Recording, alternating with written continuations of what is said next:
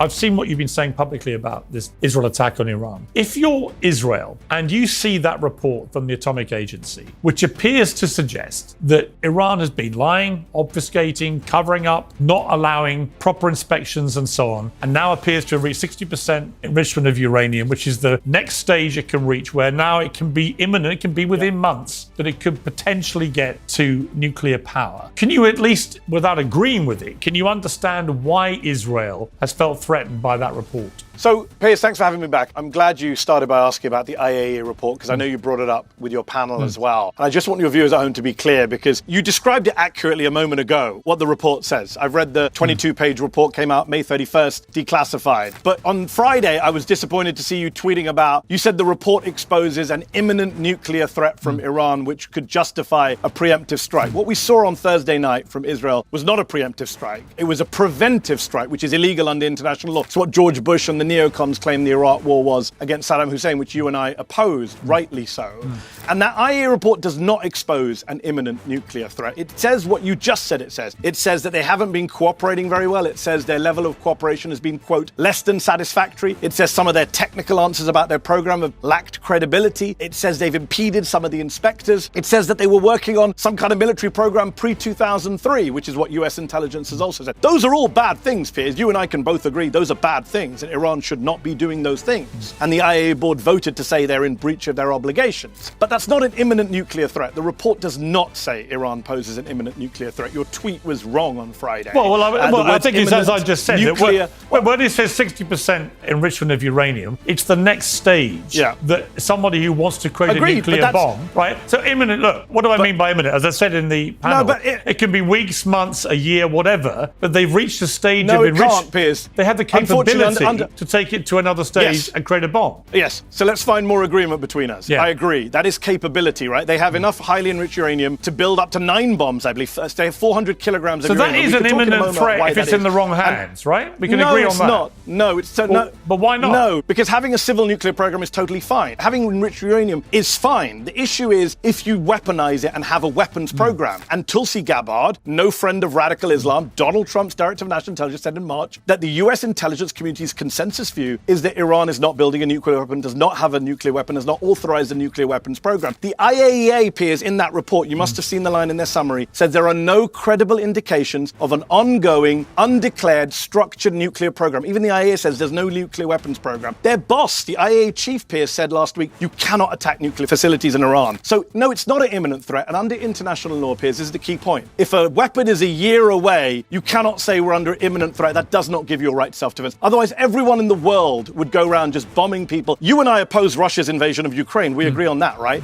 Putin claimed that Ukraine would one day attack Russia with NATO support. That's why I'm doing it. That was a bullshit argument. You and I rejected Putin's bullshit argument in Ukraine. You and I have rejected the Israeli bullshit argument now in Gaza. You don't believe what they're saying about Gaza. I don't know why you're believing them on this when you were rightly calling out the bullshit from the UK and the US in 2003 over Iraq. Saddam Hussein was not an imminent threat, and Iran was not an imminent threat, and Israel attacked them illegally last week while there were nuclear negotiations going on, Piers. One last point. If Israel cared about stopping a nuclear weapon, you would go back into a nuclear deal that prevents Iran from a weapon. And guess who they killed on Thursday night? Not just generals, Piers. They killed Ali Shamkhani, the lead nuclear negotiator who was supposed to be in Oman yesterday with the Americans and who went on NBC a month ago and said, we're very close to a deal, we're willing to give up highly enriched uranium. But Trump did say, didn't he? Trump did say, but hang on, on the deal, Trump said, look, you've got 60 days, right? And Israel attacked on day 61. In other words, they gave Iran the chance to negotiate. Well, that is what Trump said. Well, Trump's a liar. Why were they meeting in Oman on Sunday then? Well, if there were only 60 days, why were the Americans supposed to be meeting yesterday? All I'm saying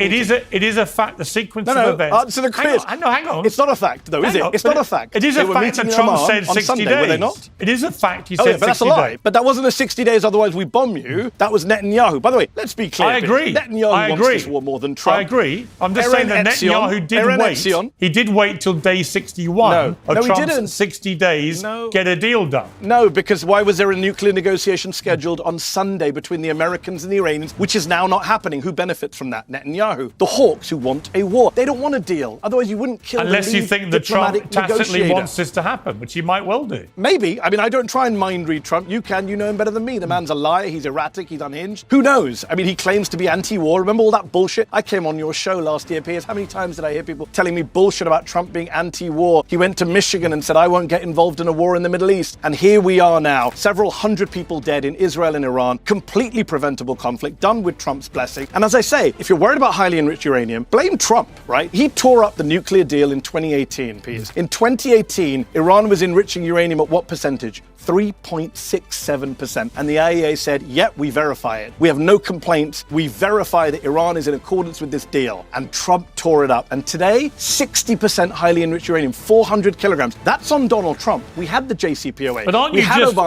just there? Aren't you just, if you don't mind me saying, aren't you just explaining very articulately why Israel has got so twitchy about this? Gone from 3% to 60%, as you said. That's not a small... But who did that, right? But hold on, you can that's blame who you like. prophecy. You can blame who you like, but the way you described that sounded to me like you were presenting a fast-moving, imminent threat. No. Okay, it's a good question. Let me answer it. No, what I was presenting was that there was a deal that worked. Trump and the Israelis tore up the deal that worked. Now Iran is definitely, you and I have already agreed, that they have potential to be closer to a bomb today than they were in 2018. So the solution is not then to go to war and increase the chances of Iran rushing for a bomb. The solution is to go back into a deal, to negotiate an agreement. Piers, just for your viewers, there are only two ways. Every military expert agrees, every US general agrees. There's only two ways to stop Iran from having a nuclear bomb. Number one is to invade and occupy the country and destroy every facility yourself. Number two is to have an agreement in which Iran agrees to stop enriching uranium at 60% or 90%. Right? Those are the two options. Actually, I don't agree with that. If other people prefer invasion, there's actually or a third option because what's the third option? What is it? The third option is doing exactly what Israel's doing now, which is using air power, controlling the skies over Tehran, and using intelligence gathered by Mossad, apparently, reportedly, and using specific intelligence to target specific commanders, scientists, and nuclear sites. I mean, that's the third option. That's not a third option because it doesn't stop the nuclear program. All it does is delay it. And in fact, have you spoken to any military people?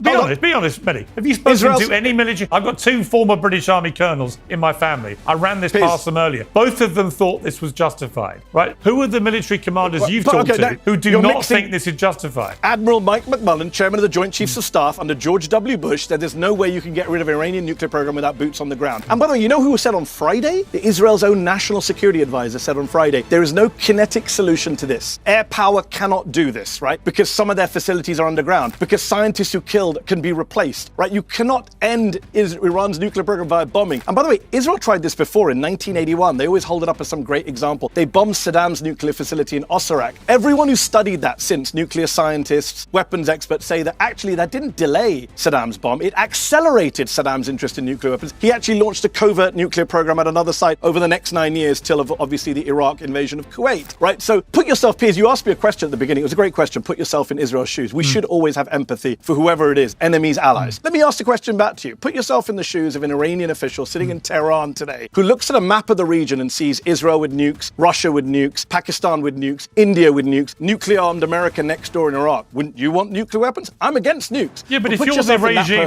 but Mehdi, if you look at... But Mehdi, you wouldn't dispute... Would you not think it's rational to have nukes? My response would be this. You wouldn't dispute that Iran's tentacles have been fueling, for a long period of time, Hamas, the Houthis, Hezbollah, and I presume you wouldn't also dispute that the tactical attack on Hezbollah through the pages, 3,000 of them targeted in a very precise way, that has led to Hezbollah basically throwing the towel in and saying we're not going to get engaged in this war with Iran, which is a very significant moment in this whole war, I would argue. If your question is, has Israel degraded Iran's supports abroad, its proxies, 100%, but that's irrelevant to the rightness or wrongness of this. I'm asking you to put yourself in the position but all those proxies want to kill Iranian government, right? So that's why I think that Israel has a right. Let's not get, as you've agreed, Israel's doing much of the killing right now, but let me just ask you this. Again, Ukraine gave up nukes, got invaded. Saddam Hussein gave up nukes, got invaded and executed. Gaddafi gave up chemical weapons, got invaded, raped and killed. Again, if you're the Iranians, are you not looking at this thinking, this means we need nukes? I would rather not give them an incentive to go get nuclear weapons. I'm anti-nuclear weapons for anyone.